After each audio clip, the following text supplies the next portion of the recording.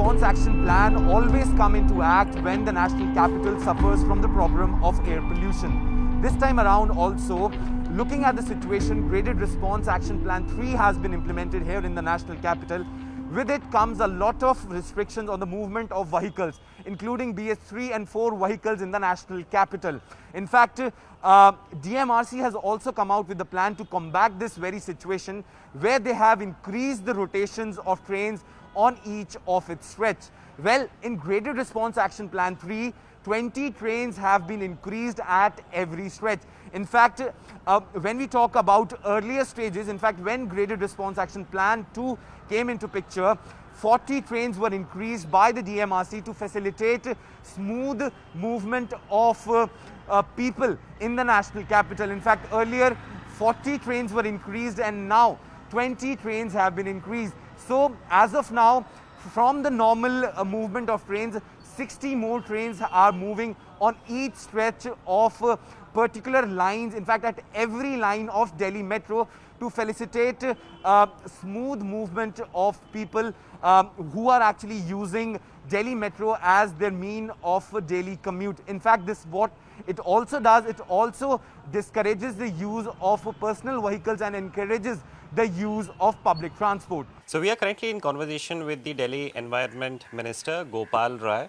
Sir, Delhi में लगातार AQI तो बढ़ता चला जा रहा है. ग्रैब 3 आपने लागू कर दिया है. ग्रैब 3 क्या कहता है और आगे क्या होगा ये बताइए. देखिए, दिल्ली के अंदर जो मौसम जिस तरह से बदला है और टेम्परेचर डाउन जा रहा है, हवा की स्पीड जो है काफ़ी कम हो गई है. ऐसे में जो पोल्यूशन के सोर्सेज हैं, चाहे गाड़ियों का पोल्यूशन है चाहे डस्ट का पोल्यूशन है, उसको सख्ती के साथ कैसे कंट्रोल किया जाए, इसके लिए ग्रैब 3 लागू हुआ है. उसमें जो कंस्ट्रक्शन एक्टिविटीज़ हैं उनको बंद किया गया है. जो गाड़ियों का BS3 BS4 का उनको बंद किया जा रहा है. और इन सब चीज़ों को कैसे इम्प्लीमेंट किया जाए, ये सबसे बड़ा चैलेंज है.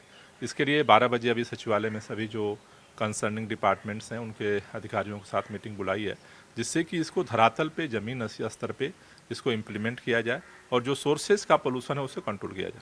सर, आप कई सालों से ये डिपार्टमेंट संभाल रहे हैं, कितना आपको असरदार और कारगर ग्रैब इम्प्लीमेंटेशन दिल्ली में लगता है? देखिए, जब मौसम आपके हाथ में नहीं है, तो जब मौसम बदलता है और यहाँ चादर छाती है, तो उसमें सबसे बड़ा कारगर उपाय यही होता है कि जो सोर्सेज है उनको कंट्रोल किया जाए. तो जो सोर्सेज गाड़ियों का पोल्यूशन है, डस्ट का पोल्यूशन है, यही पोल्यूटेड मैटर जो है बायोमास बर्निंग है. तो ग्रैब उन सोर्सेज को कंट्रोल करने के लिए जो है फोकस करता है. सर, आपने तमाम स्टेप्स लिए हैं आपकी सरकार ने. आपने अभी कुछ दिनों पहले ही रेड लाइट ऑन गाड़ी ऑफ कैंपेन की शुरुआत की. बायो डिकम्पोजिव फ्यूल आप कुछ साल पहले लेकर के आए हैं. लेकिन आपकी पार्टी पे और आपकी सरकार पे सवाल इसलिए उठता है क्योंकि एक पार्टी विद अ डिफरेंस आप लोग हमेशा से कहते थे कि पंजाब सबसे ज़्यादा कॉन्स्टिट्यूएंट है. अभी कुछ टाइम पहले आप लोगों ने कहा कि भाई पिछले 12 सालों में सबसे कम फार्म फायर वहाँ पे हुई हैं, पराली की घटनाएं वहाँ पे हुई हैं. लेकिन 1 नवंबर से वो शूट अप करता जा रहा है. जो दिल्ली बीजेपी है वो कह रही है 1900 मामले एक ही दिन में आए हैं पंजाब से.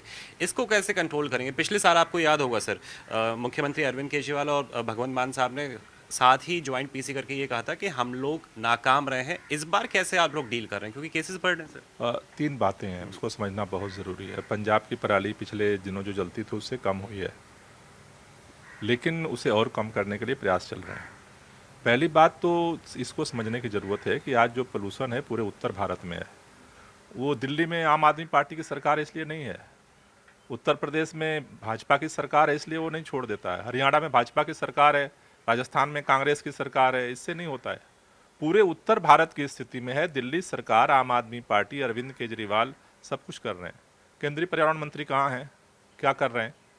पंजाब के जो सरकार काम कर रही है, हरियाणा के लोग क्या कर रहे हैं, उत्तर प्रदेश के पर्यावरण मंत्री क्या कर रहे हैं? तो सारे चुप के बैठे हैं. भाजपा केवल आरोप लगाने के लिए बाहर आती है. जैसे केंद्र सरकार में पर्यावरण मंत्री MP घूम रहे हैं, वैसे ही आपके मुख्यमंत्री भी MP घूम रहे हैं. 24 घंटे खड़े हैं. दिल्ली का पर्यावरण मंत्री 24 घंटे खड़े हैं. कहाँ है केंद्रीय पर्यावरण मंत्री? उत्तर प्रदेश के पर्यावरण मंत्री क्या कर रहे हैं? हरियाणा के पर्यावरण मंत्री क्या कर रहे हैं? सपोर्ट मिल रहा है आपको? तो भाजपा केवल सवाल पूछने का नहीं है. मेरा कहना यह है कि देखो, ये उत्तर भारत की समस्या है और सबको मिल के करना पड़ेगा. अपने हिस्से का जो काम है सबको करना पड़ेगा, उसका असर दिखेगा। सर आखिरी सवाल बस चलते चलते मैं आपसे लेना चाहूँगा, क्योंकि इतने सालों से हम सभी लोग स्ट्रगल कर रहे हैं, आप लोग के लिए भी बेशक आपकी सरकार है तो ज़्यादा चैलेंज आपके लिए होता है, बट क्या ये माना जाए कि हमारे पास इसको काबू करने के लिए अभी तक कुछ ऐसा ठोस हाथ में नहीं आया है? नहीं, ठोस देखिए, प्रदूषण दिल्ली का लगातार सुधर रहा है, लेकिन ये जो मौसम है, मौसम तो अभी हमारे हाथ में नहीं है। तो जब मौसम हमारे हाथ में नहीं है उसको चेंज करना, तो अभी अपने हाथ में है कि जो सोर्सेज है उनको रिड्यूस किया जाए। कब तक माना जाए कि ये सिचुएशन जो है वो प्रिवेल कर सकती है? जब सब लोग मिलकर प्रयास करेंगे। ठीक है, so this was the environment minister Gopal Rai who was exclusively speaking to CNN News 18, and he has raised a couple of questions to the leaders of the Bharatiya Janata Party, especially the union, the central Environment Minister Bhupen Yadav, who is currently campaigning for the Bharatiya Janata Party in Madhya Pradesh. At the same time, he has also said that we need to come together to bring a solution on the table to curb the pollution in the national capital.